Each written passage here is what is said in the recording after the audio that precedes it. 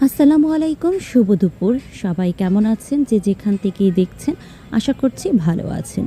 আজকে রান্নার একটা ছোট টিপস নিয়ে চলে এলাম। আমরা যারা রান্না করি, অনেক সময় ফ্রিজের মাছ, মাংস নিচে পড়ে যায়। তো ওগুলো অনেক দিন ফ্রিজে থাকলে দেখা যায় কি একটা কেমন আঁটশে গন্ধ তৈরি হয়। বা যে কোনো মাংসেতে যদি কোনো ধরনের গন্ধ লাগে, গন্ধের জন্য খেতে না পারেন, তাহলে এই প্রসেসটা ট্রাই করতে পারেন। আমি যেটা করি, মাছ মাংস ভালো করে ধুয়ে একটু লবণ এবং লেবু মাখিয়ে আধা ঘন্টা রান্না করার আগে রেখে দেই। তাতে যে আঁটশে গন্ধটা আছে সেটা চলে যায় এবং মাংসের টেস্টটা ভালো থাকে। আর এই কাজটা আমি দুভাবে করি। প্রথমত হচ্ছে, আমি যখন একটু মাছ মাংস বেশি হয়, আমি রেখে দিতে হয় অনেক দিন, তখন আমি বক্সে করে এভাবে লবণ আর লেবু মাখিয়ে ডিপ ফ্রিজে রেখে দিই। তাতে মাংসটা অনেক দিন ফ্রেশ থাকে এবং খাওয়ার সময় এটার মধ্যে কোনো গন্ধ পাওয়া যায় না। তো এইভাবে বক্সে করে রাখলে সহজে আপনি বের করে শুধু বক্স থেকে নামিয়ে রান্না করে ফেলবেন।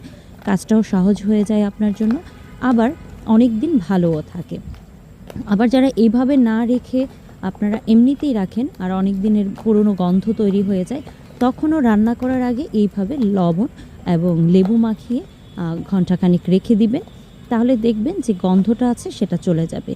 আপনি বুঝতেও পারবেন না খাওয়ার সময় যেটাতে বাজে কোনো স্মেল আছে। ধন্যবাদ।